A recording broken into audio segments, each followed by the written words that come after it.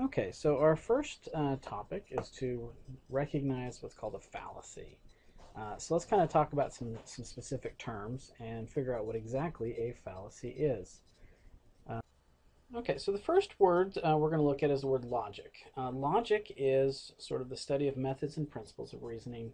It's the rules and guidelines that define what makes a good discussion or argument, if you want to think of it like that. An argument itself is a set of facts or assumptions. These involve premises to support some sort of conclusion. So whenever you argue, you're going into the conversation thinking, I believe this is true, and I think this is the consequence of it. And the conclusion is, what do we do about it?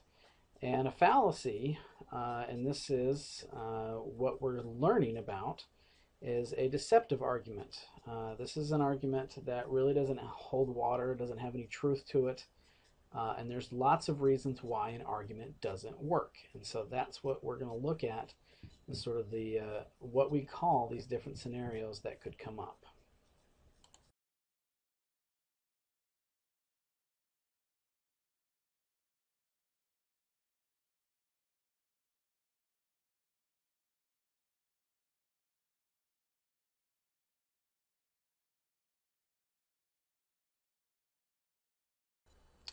So the first logical fallacy we're going to look at is something called appeal to popularity. So an example is Ford makes the best pickup trucks in the world. More people drive Ford trucks than any other light truck. So the problem is, it's not an argument, it's a statement of fact that it's popular. Saying that something is popular doesn't mean that it's something that people should buy. So visually, we think many people believe P is true, therefore P is true. That's not true. Just because others appreciate it doesn't mean all should appreciate it. Okay, false cause. Statement, I placed the quartz crystal on my forehead and in 5 minutes my headache went away. Therefore the crystal made my headache go away. False cause is we basically think something caused it, and it's just not true. We make this assumption that it was something else, and maybe it could be other reasons.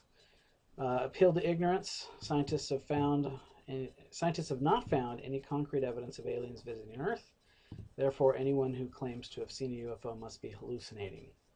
So appeal to ignorance basically means I haven't seen any good evidence lately, so therefore there shouldn't be any good evidence.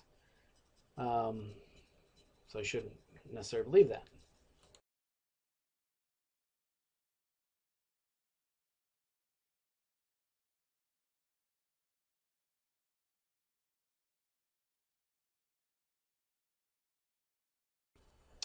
All right, hasty generalization. 2 cases of childhood leukemia have occurred along the street where the high voltage power lines run. The power lines must have caused the illness.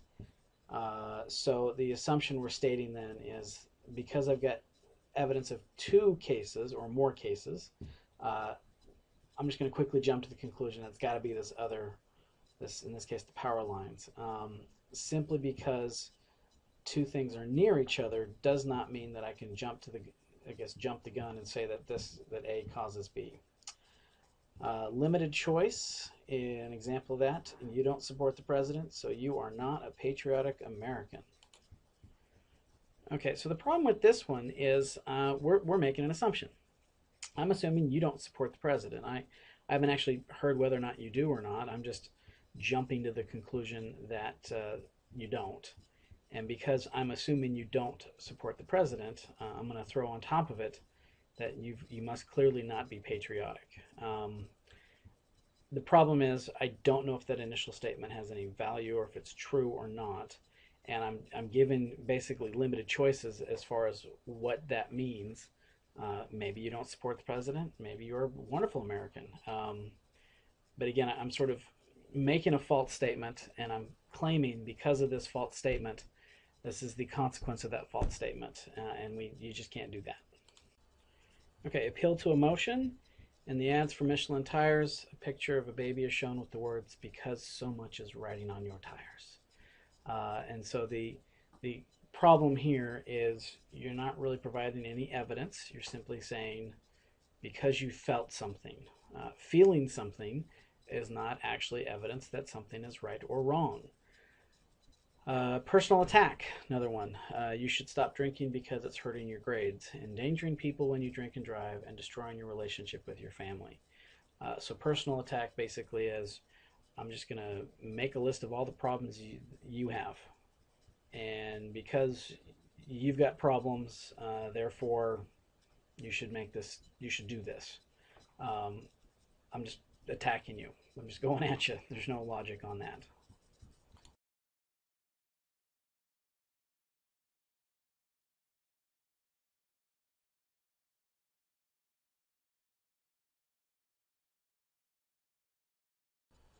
Okay, circular reasoning. Society has an obligation to provide health care because health care is the right of a citizen. Okay, so the problem with circular reasoning is I'm just saying A causes B and B causes A, so therefore I just keep going around and around and around. I'm really not saying anything new. I'm just repeating the same ideas in different words or phrases. Diversion argument or red herring. We should not continue to fund cloning research because there are so many ethical issues involved. Decisions are based on ethics, and we cannot afford to have too many loose ends. Okay, what happened with the red herring, that's kind of why I call it red herring, we sort of put in, we made a statement, and I sort of distracted you with other ideas. So I want to talk about cloning research, but I want you to understand ethics. So I'm going to distract you with this idea of ethics, and agreeing or disagreeing with my ethics argument, I'm also going to assume that you're going to agree with the cloning argument. In other words, I'm not really talking about what I want to talk about. I'm putting something in front of you to hide, or at least get someone to agree with the initial issue. Okay, and the last type of argument we'll look at is something called the straw man. Suppose the mayor of a large city proposes decriminalizing drug possession in order to reduce overcrowding in jails and save money on enforcement. His challenge in the upcoming election says, the mayor doesn't think there's anything wrong with drug use, but I do. Okay, so the problem here is we are sort of like a red herring argument, sort of distracting, but we're going more than just distracting. We're sort of changing what the actual issue is. I don't want you to vote for the new guy or the old guy. I want you to vote for the new guy. And so I'm going to take a statement that was said, and I'm going to modify it slightly. So I'm not really lying. I'm just kind of stretching the truth a little bit, and hopefully I can get you to jump in on my side.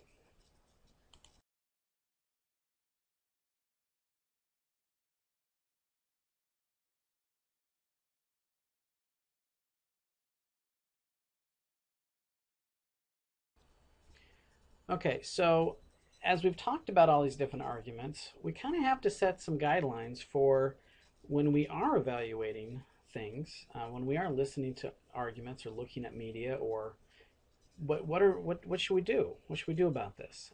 So here are kind of 5 tips to go through that. Number 1, consider the source. Do we know where they're getting the information from? Do we know how they got it? Is the source credible? Is it something that we think is valid, that we could actually trust?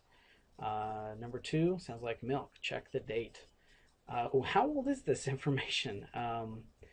Things that might have been true and relevant 20 years ago might not be so relevant nowadays. So if they're throwing data or informational studies at us from 20 years ago, we might want to update it and see if some of the same observations are still true. Number 3, validate the accuracy. So maybe the intention's good. Maybe maybe the data's great. It's relevant data, but maybe they're not interpreting it correctly. Maybe they're sort of not necessarily intentional, but maybe what they think the numbers are saying or what the actual facts are saying aren't really true. So can we validate it from other sources? Is there good reason to believe it's accurate? Number 4, watch for hidden agenda. Maybe what they're trying to do is different than what we think. So is there something else that they're trying to get us to think or do to come up with a brand new conclusion. And then lastly, number 5, just don't miss the big picture. Even if the conclusions are valid, the data is true, and everything else they're saying is correct, it's easy to jump to a conclusion and assume that this is what we're supposed to do about that. So you want to kind of step back and go, am I missing something? What is that they want me to think or feel as a result of this information? And sort of take a step back and get a big picture on that. Okay, so let's kind of put this this approach to the test and kind of look at an example. We're going to evaluate the Mars claim on August 27th. Mars will look as large and bright as the full moon. Don't miss it because no one alive today will ever see it again. Okay, so let's start by what's the source? We're not actually given one. We don't know why we're being told to do this. We don't know where it's coming from. Just someone made a generalization, and so we don't really know where the source is. Check the date. Well, although August 27th is relevant, we're not really told which year we're looking at, and that's actually a big deal.